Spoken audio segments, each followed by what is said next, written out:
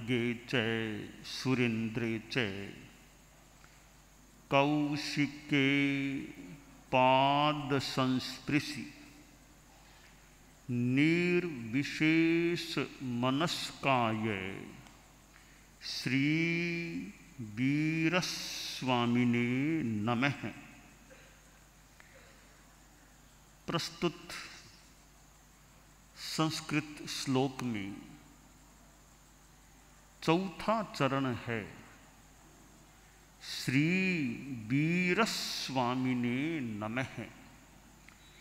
श्री वीर स्वामी को नमस्कार। वीर स्वामी यानी महावीर स्वामी इस भरतक क्षेत्र की इस अवसर्पिणी के 24वें और अंतिम तीर्थंकर,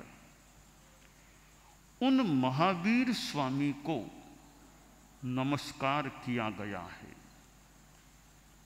हम लोगस्य का पाठ यानी उपकीर्तनम जो है, लोगस्य उज्जोय गरे, उसका पाठ करते हैं। कितनों को यह पाठ याद हो सकता है? बच्चों को भी कईयों को लोगस याद होती है। लोगस्य में 24 तीर्थंकरों की स्तुति की गई है। अरहत भक्ति या वर्तमान में वे सिद्ध अवस्था में हैं।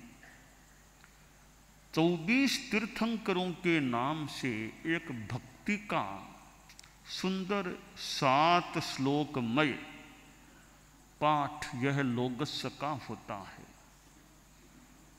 संभवतः कोई कोई लोग तो लोगस्य की माला फेर लेते हैं।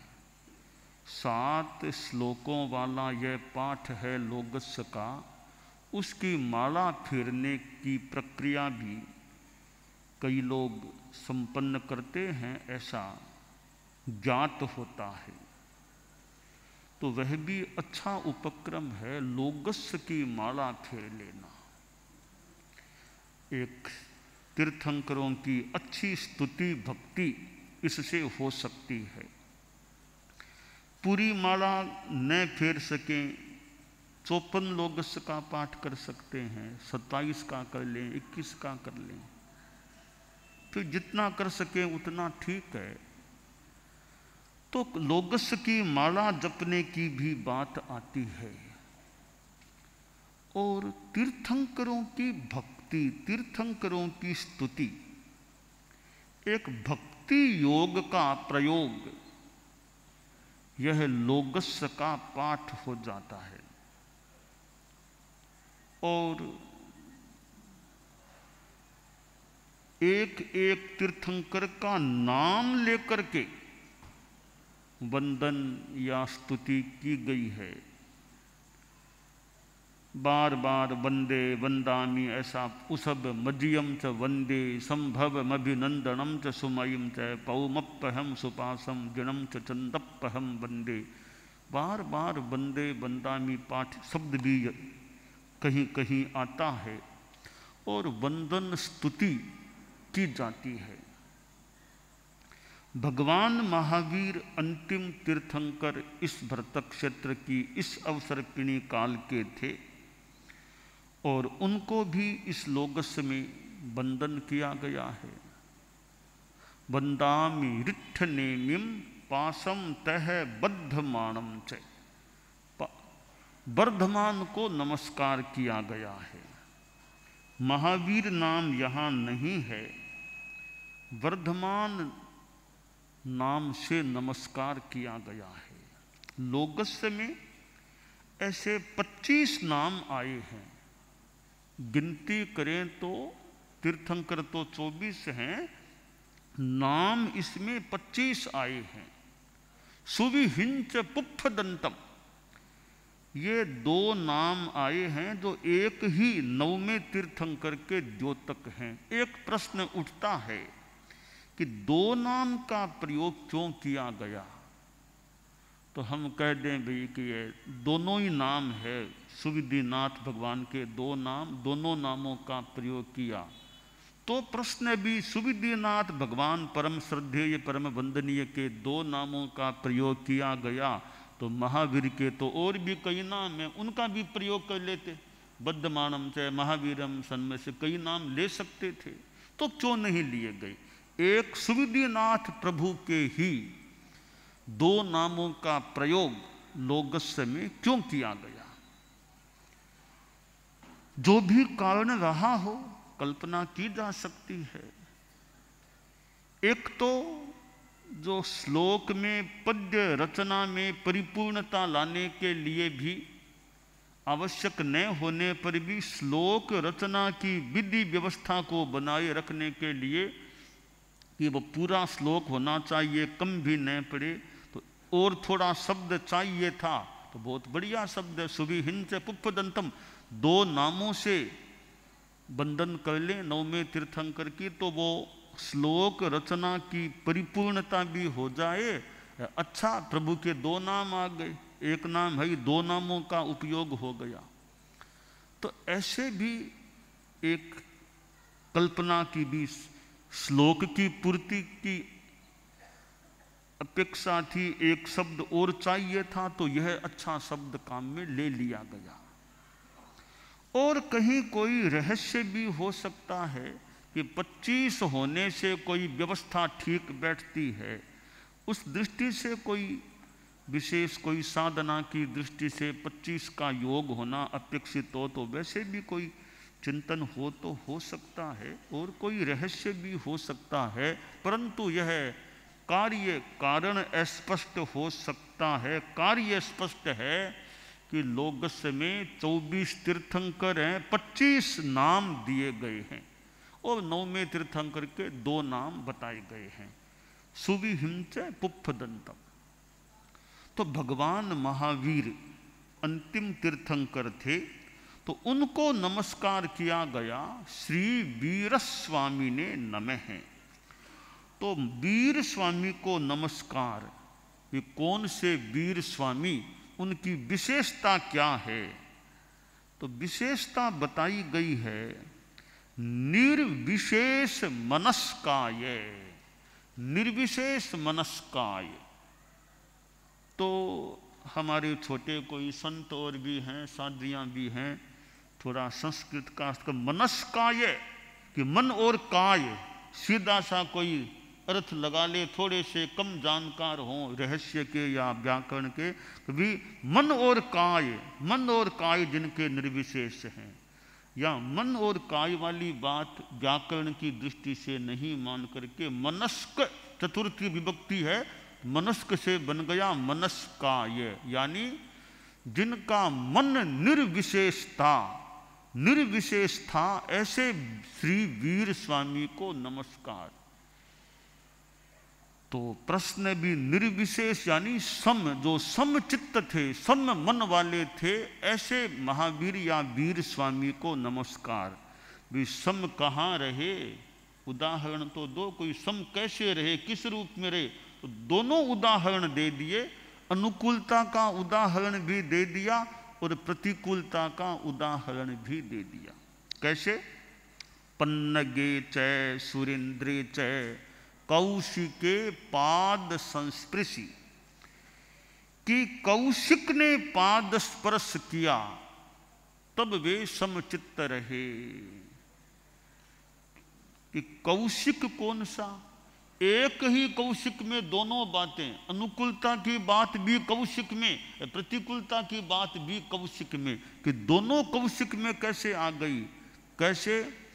कि पन्नगे च सुरेंद्रे च, पन्नग और सुरेंद्र, पन्नग तो सर्पराज नागराज, सुरेंद्र देवराज, इधर नागराज इधर देवराज, वो दोनों क्या है मैं भूल न करूं, तो कौशिक के पाद संस्पृशि, कौशिक के पाद संस्पर्श करने वाले होने पर, यानी जब कौशिक ने स्पर्श किया, ये कौशिक में दोनों आ गए। हमारे थोड़े जानकार संत मनन कर सकते हैं कि पन्नगे कौशिके और सुरेंद्र कौशिके, पन्नग भी कौशिक है, नागराज कौशिक कैसे हुआ? कि चंड कौशिक, चंड कौशिक है वो पन्नगे कौशिके, सुरेंद्र कौशिक, सुरेंद्र भी कौशिक, तो इधर देवराज भी कौशिक है, नागराज भी कौशिक है। तो कौशिक के द्वारा पादस्पर्श किए जाने पर जो सम रहे, यानी देवराज ने नमस्कार किया तो भी समता में रहे, चंड कौशिक सर्प ने दस लिया तो भी समता में रहे।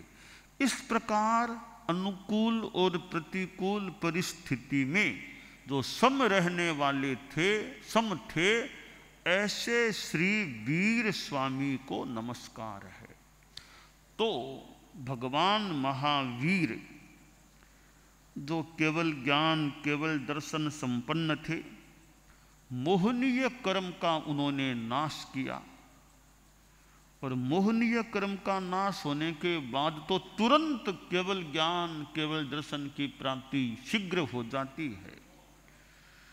तो हम जिन शासन से भगवान महावीर से जुड़े हुए हैं और धर्म का तत्व जिनको प्राप्त है, और फिर कोई धर्म को छोड़ दे, वह आदमी तो कैसा होता है। ये लब्धम परिहृत्य धर्म मधमहा धावंति भोगाशयः, मिले हुए धर्म को कोई छोड़कर के भोगों की ओर दौड़ता रहे, उधर जाता रहे, धर्म को छोड़ दे, वो आदमी कैसा है। एक श्लोक में बताया गया है, ते धत्तूर तरुं वपन्ति भवन प्रोन्मल्य कल्पद्रु चिन्तारत्नमपास्य काच सकलं स्वीकुर्वते ते जडाः विक्रीय द्विरदं गिरीन्द्रसदृशं क्रीणन्ति ते रासभम। कौन?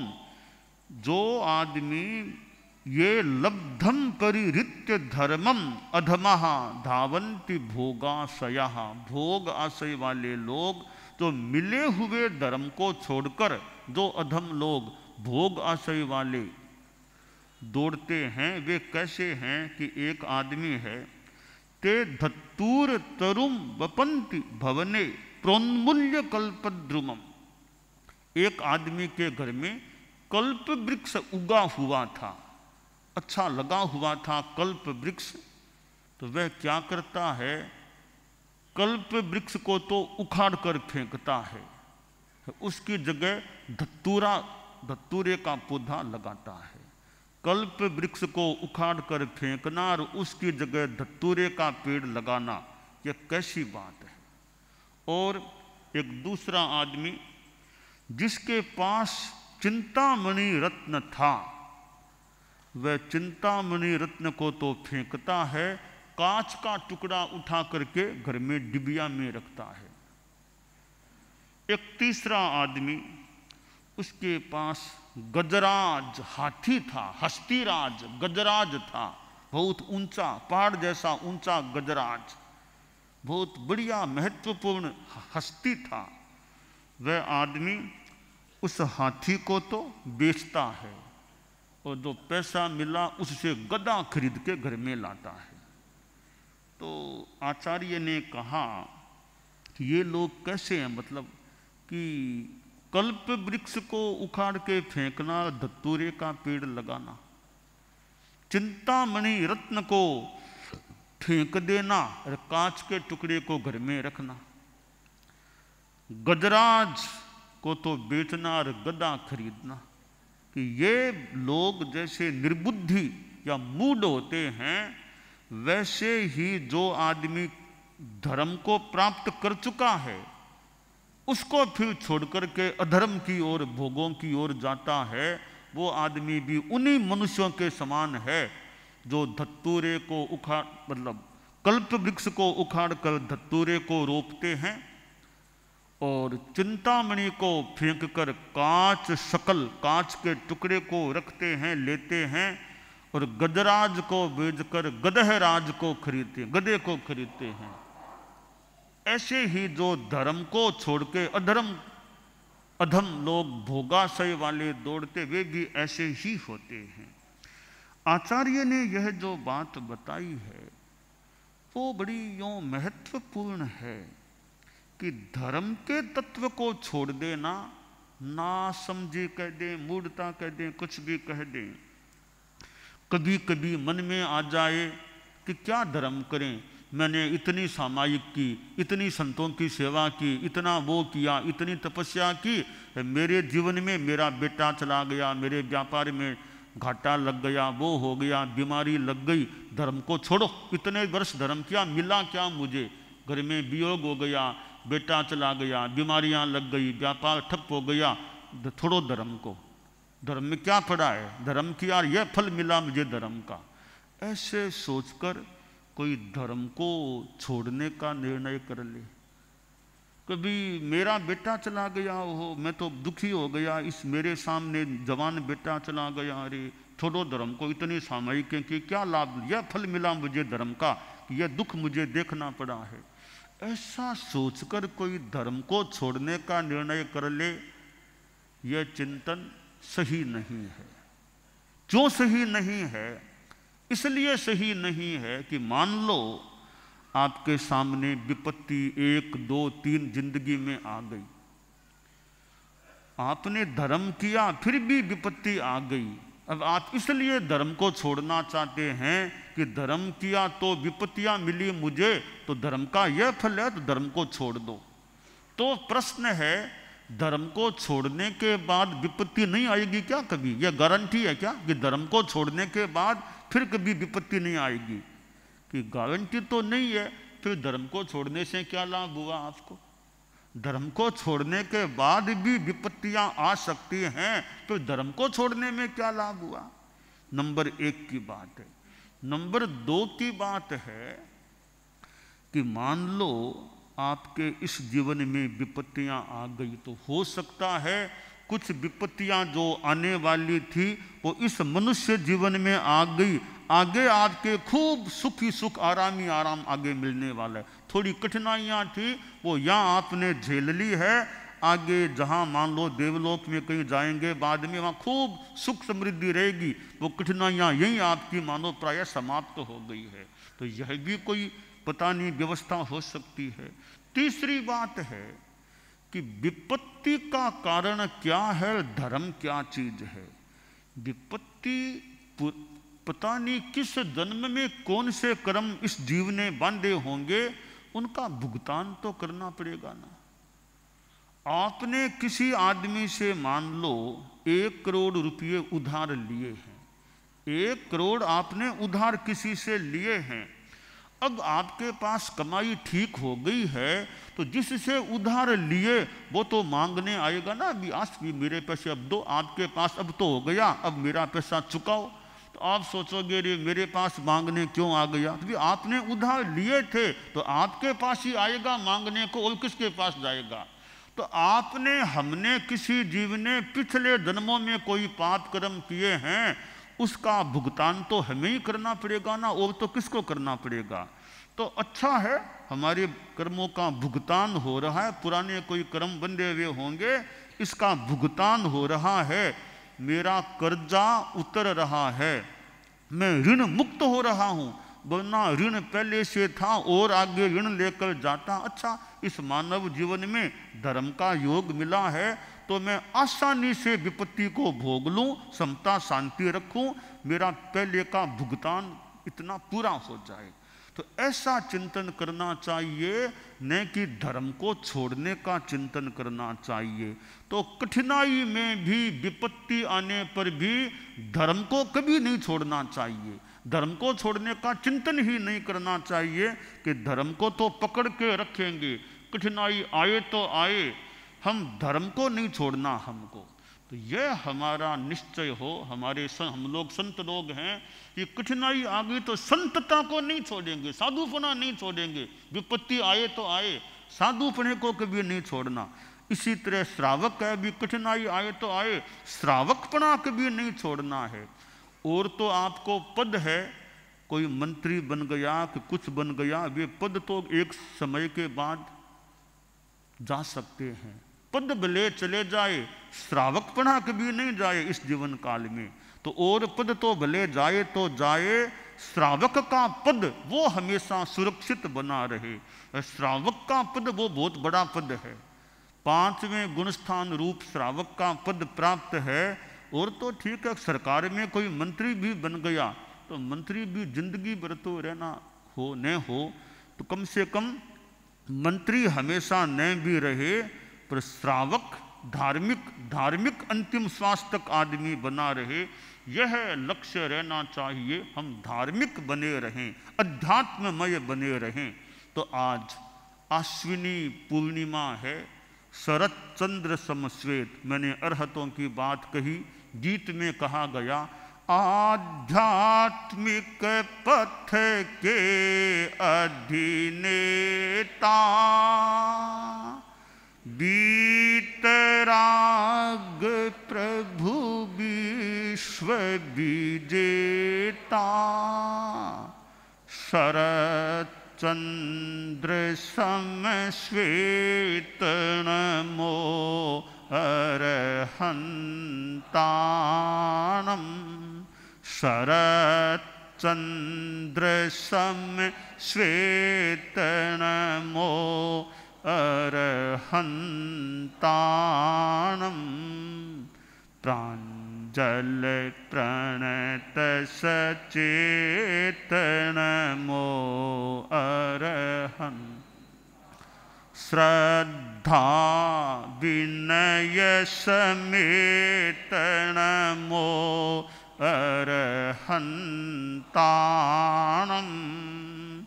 प्राञ्जल प्रणत सचेत नमो अरहंताणं।